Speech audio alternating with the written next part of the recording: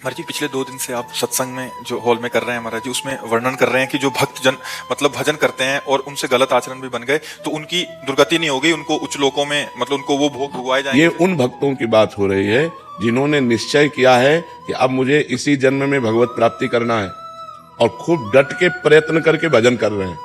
हाँ, पर उनका कुसंग हो गया और वो भ्रष्ट हो गए। वो जितेंद्री नहीं है, वो मनोनिग्रही नहीं है, वो मन पर विजय प्राप्त नहीं कर पाए, अब वो भ्रष्ट हो गए। अब भ्रष्ट का मतलब है लगातार भ्रष्ट हो थोड़ी है। अब वो भ्रष्ट हो गए, प्रयासरत थे भजन में, उनका लक्ष्य था भगवत प्राप्ति और शरीर पूरा हो गया, भगवान के दर्शन नहीं हो पाए, भगवत प्राप्ति नहीं हुई, तत्वबोध नहीं हुआ, तो उस भ्रष्ट का क्या गति होगी? भगवान श्री कृष्ण से अर्जुन जी ने पूछा तो उस भ्रष्ट की क्या गति होगी?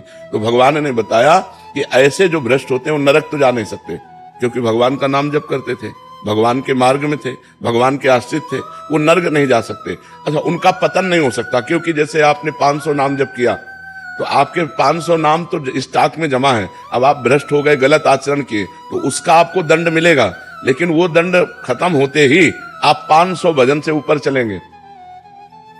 499 नहीं, पूरे 500 भजन से ऊपर आपकी गति होगी। तो अब जैसे उनका शरीर छूटा तो उनको पुण्यवान के लोकों में ले जाया जाता है, स्वर्ग आदि लोकों में। स्वर्ग आदि लोकों में जैसे वो स्त्री से भ्रष्ट हुए या जिससे भ्रष्ट हुए, वो सारे भोग उनको दिए जाते हैं। ये उनका पुण्य क्षय नहीं होगा। जैसे यज्ञ करके कोई स्वर्ग जाए, दान पुण्य करके स्वर्ग जाए, तीर्थ यातन करके स्वर्ग जाए, तो उनका पुण्य क्षय होगा और वो पुण्य क्षय होने के बाद मृत्यु लोक में फिर पुनः अशुभ गति को भी प्राप्त हो सकते हैं। लेकिन वो भजन करने वाले का भजन तो स्टॉक में जमा है और उसका जैसे वीआईपी स्वागत हो, ऐसे स्वर्ग आदि लोकों में जिन भोगों के कारण भ्रष्ट हुआ उन भोगों की बाहुल्यता उसको होगी, और जब उसकी उन भोगों में अरुचि हो जाएगी तब उसका जन्म होगा। श्रीमान, कुलवान, धनवान, राज वैभव संपन्न, भोग संपन्न, और वहां जन्म लेकर के उसको ऐसा वातावरण मिलेगा भक्ति का, वैराग्य का, कि पूर्व का जो साधन है वो उन्हें उन भोगों में लगने नहीं देगा। उन भोगों के बीच में रहते हुए भी उसको वैराग्य होगा। अब उसका वैराग्य इतने जोर का होगा कि जब कभी आकर्षण किसी भोग का हुआ तो वो सोचेगा कि मैं तो अपना इतना वैभव छोड़कर आ रहा हूं, इतना भोग छोड़कर आ रहा हूं, अब मैं भोग नहीं भोगूंगा। और वो डट करके जहां से उसका भजन रुका था वहां से भजन उसका चालू होगा और वो प्रयास करके इसी जन्म में भगवत प्राप्ति कर लेगा। अगर कहीं फिर चूक हो जाती है तो फिर उसको वही गति प्राप्त होगी, वो स्वर्ग आदि लोगों को भोग करके वो मतलब पतन नहीं हो सकता। पर जी फिर तो थोड़ा भी भजन करने वाले का पतन नहीं नहीं, बिल्कुल। हाँ, इसीलिए तो हम सबको प्रार्थना करते हैं, नाम जप करो, नाम जप करो, कैसे भी करो, भाव से करो, कुभाव से करो, जैसे भी करो। मानो आप बुरी आदत नहीं छोड़ पा रहे तो भली आदत पकड़ लो ना, तो कम से कम तुम्हारे पास बुराई के साथ साथ बहुत बड़ा भजन भी तो है जो तुम्हारी हर जगह रक्षा कर लेगा, तुम्हारी बुराइयों का नाश करके ये तुम्हें उन्नति प्रदान करेगा। हम गलत बात नहीं छोड़ पा रहे हैं, हम असमर्थ हैं, तो सही बात भी तो पकड़ लो, राधा राधा बीच में डाल लो, तो आपकी जो अशुभ गति होने वाली वो नहीं होगी, आपकी अशुभ गति नहीं होगी, आपका जो असत भाव है वो नष्ट हो जाएगा और ये सद्भाव एक दिन आपको भगवत प्राप्ति करा देगा। इसीलिए पूज्य राधा बाबा ने कहा, एक बार भी जो राधा कृष्ण बोला उसने मोक्ष के लिए कमर कस लिया।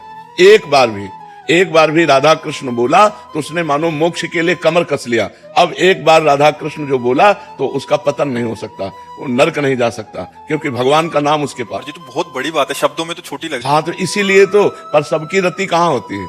इसीलिए कहा गया है कि भगवान जब कृपा करते हैं तो संत संग देते हैं, क्योंकि संत संग से भगवान के नाम रूप लीला धाम में आसक्ति हो जाती है। बिना सत्संग के नाम जप होगा ही नहीं। तो अगर नाम थोड़ा भी जप लिया तो मंगलमय हो जाएगा, उसका पतन नहीं होगा, वो कभी अधोगति को प्राप्त। नामे भक्ता प्रणश्यति अपिचेत सुदुराचारो भजते माम अनन्य भाग साधुरेव समंतव्य सम्यक व्यवसिता। ऐसा सुदुराचारो माने होता सांगोपांग दुराचार करने वाला, भरपूर दुराचार करने वाला। अपि चेत सुदुराचारो, बहुत भारी पापी आदमी, अब उसको सत्संग मिल गया और उसने सुना कि मैंने तो बहुत पाप किए और पाप कर रहा हूं, मेरा कल्याण कैसे हो सकता है? एकमात्र भगवान ही है जो हमारा कल्याण कर सकते हैं। तो सम्यक व्यवसिता ऐसा उसने अपनी बुद्धि में बैठा लिया कि मैं नीच हूं, पापी हूं, पापाचरण हो रहा है, पर मैं भगवान की शरण में हूं, अब भगवान ही मेरा उद्धार करेंगे। और कृष्ण कृष्ण कृष्ण कृष्ण, राधा राधा राधा, और पाप कर रहा है, वर्तमान में पाप कर रहा है, तो भी उसकी दुर्गति नहीं होगी। भगवान कह रहे उसे साधु मानो, मैं उसको साधु बनाऊंगा। करो सत्य ते साधु समाना। अपिचेत सुदुराचारो भजते माम अनन्य भाग। साधुरेव समंतव्य, उसे साधु मानो क्योंकि अब मैं बनाऊंगा साधु। क्षिप्रम भवति धर्मात्मा, अब मैं उसे शीघ्र धर्मात्मा। और भगवान जिसे साधु बनाना चाहे वो असाधु रह कैसे सकता है? तो दुराचारी हो करके भी यदि वो भगवान का आश्रय लेकर नाम जप करता है तो वो नरक नहीं जाएगा। वो भगवान की प्राप्ति के मार्ग में जहां से गिरा है उन भोगों को स्वर्ग आदि लोकों में भोगेगा। जो बड़े बड़े पुण्यात्माओं के लिए दुर्लभ वस्तु है वो उस भजनानंदी को भोगने को मिलेगा, और फिर बड़े पवित्र कुलों में, राज वैभव कुलों में उसका जन्म होगा। कोई साधारण नहीं, क्योंकि नाम जप उसने किया है, इसलिए नाम जप अवश्य करना चाहिए। महाराज जी ये तो हो गया कि वो भजन कर रहा है, फिर वो अपने उससे जाएगा। महाराज जी एक शरणागति का मार्ग आप बिल्कुल साथ साथ में चलाते हैं, तो महाराज जी शरणागति का इसमें सिद्धांत क्या रहेगा? उसमें तो प्रभु खुद बचाते हैं, आप कहते हैं कि उसको, तो महाराज जी वो मार्ग इसमें शरणागति में जब हम भगवान की शरण में होते हैं तो जहां हमें भ्रष्ट होना होता है वहां भगवान कहते करो सदा तिनके रखवारी, जिमि बालक राखे मातारी।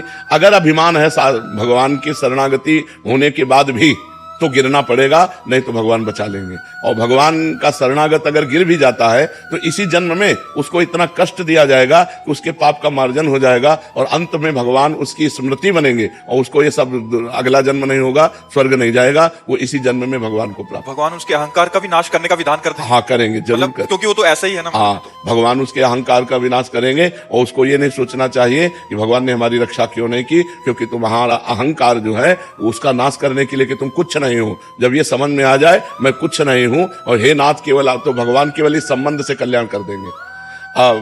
भगवान ने कहा है मत चित्ता सर्व दुर्गाणी मत प्रसादात तरिष्यति, इसमें साधन नहीं बताया।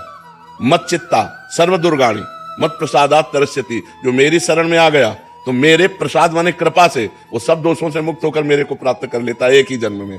भगवान की शरण होकर भगवान का भजन कर रहा है, अगर कहीं गिरने के चांस आए तो भगवान उसकी रक्षा करते हैं। अगर रक्षा नहीं की तो तुम्हारे अहंकार का नाश होने के लिए वो भगवान लीला करेंगे, पर ज्यादा दिन वो लीला टिकेगी नहीं मायामयी, वो तुरंत निकल करके फिर परमार्थ में चलेगा और भगवान को प्राप्त। क्षमा कीजिएगा महाराज जी, पर ये मार्ग और ज्यादा आसान लगता है। हाँ, तभी तो शरणागति दुर्लभ वस्तु है। शरणागति हृदय से हो जाए तो निहाल हो जाए। मत चित्तान, भगवान कह रहे मत चित्ता, मत चित्ता, मेरे में चित्त लगाने वाला।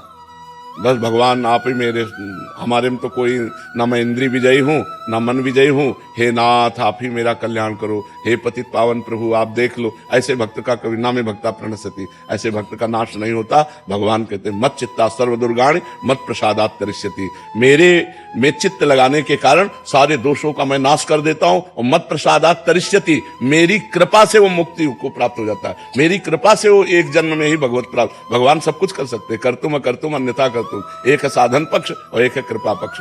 तो जो भगवान की शरण में कृपा पक्ष से है वो साधन करते हुए भी अगर कहीं लड़खड़ा जाता है तो उसके दोषों को प्रभु मानते ही नहीं। जन अवगुण प्रभु मान न काऊ, दीन बंधु अति मृदुल स्वभाव, उसके दोषों को मानते नहीं, दोष है उसका कल्याण कर देते। मत प्रसादात तरिष्यति, मेरी कृपा से वो पार हो। महाराज जी एक और समाधान चाहिए। महाराज जी साधन पक्ष भी देते हैं प्रभु और कृपा पक्ष भी देते हैं। महाराज जी कृपा पक्ष किनको देते हैं महाराज जी? जो सत्संग में, साधु महात्माओं के सत्संग में अपने को अनाधिकारी समझ पाए कि मैं तो नहीं मन को जीत पाऊंगा, इंद्रियों को भी नहीं जीत पाऊंगा, पर भगवान को तो प्राप्त ही करना है, तो हे भगवान मैं आपके शरण में हूँ, मैं जैसा भी हूँ, हे पतित पावन, हे भक्त जन रंजन, जैसा भी हूँ नाथ मैं आपका हूँ। अब आप देख लो, आपको जो कराना है हमसे करा लो, भजन कराना है भजन करा लो, जितेंद्रियता जैसे आप चाहो वैसे चला लो प्रभु, मेरे बस में नहीं, मैं तो सिर्फ आपकी, हे नाथ मैं आपकी शरण में हूँ। अंदर से जो बार बार भगवान की वो शरणागति, और जिसका अच्छा ऐसे से ऐसा ऐसे से ऐसा वो हर साधन को पकड़ता हुआ चल रहा है, वो भी भगवान का कृपा पात्र है, क्योंकि साधन पकड़ रहा है पर उसमें कुछ अहम है, उसमें अपनी बुद्धि का भरोसा है। और उसमें बुद्धि का, जैसे शरणागति के दो प्रकार बताए, एक बिल्ली के बच्चा की शरणागति और एक बंदरिया के बच्चा की शरणागति।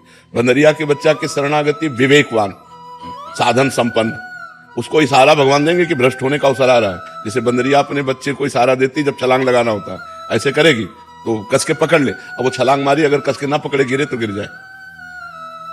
वो इशारा देगी कि मैं छलांग मार रही हूं, जरा सा ऐसे बच्चे को संभालेगी, बच्चा समझ जाता है कि अभी छलांग लगाने वाली है और कस के पकड़ लेता है। ऐसे ही भगवान इशारा देंगे कि माया का आक्रमण होने वाला है, तुम्हारे सामने प्रश्न आने वाला है, तुम सावधान विवेकवान हो, इसलिए अपने आप को पकड़ करके बचाओ, साधन को पकड़ लो कस के। और लेकिन जो बिलैया के बच्चा की शरणागति है वो ऐसे तुम्हें ले जाना है जहां ले जाओ, हमें झटका वटका से कोई मतलब नहीं है, इशारा दे मैं हूं, चुप हो जाए। अब वो बिलैया क्या करती है, अपने मुंह में दबा के ले जाती है। जिन दांतों से चूहों को मारती है उन्हीं दांत, वही मुंह में दांत है, लेकिन इतनी सेफ्टी से उस बच्चे को पकड़ती है, जहां उसको ले जाना होता है स्वयं ले जाती है। ऐसे ये अजात पक्षायु मातरम खगा, ये बहुत सुंदर मार्ग है। जैसे जिस पक्षी के बच्चे के अभी पंख नहीं निकले, घोंसले में बैठे केवल माँ की बाट जोता रहता है, ऐसे जो केवल भगवान की कृपा की बाट जोते हुए भगवान का सुमिरन करता रहता है, ऐसे भक्त का निश्चित इसी जन्म में कल्याण हो जाता है।